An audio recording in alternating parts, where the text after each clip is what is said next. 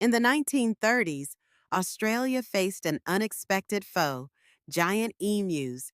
These massive, flightless birds invaded farms, gobbling up crops and draining water supplies. The government, desperate for a solution, sent in soldiers armed with machine guns. But the emus were no ordinary opponents. They split into small groups, zigzagging away with surprising speed.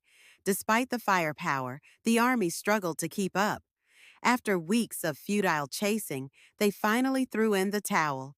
The emus had outsmarted the military and emerged victorious in this bizarre war. Who would have thought that birds could win a battle against soldiers?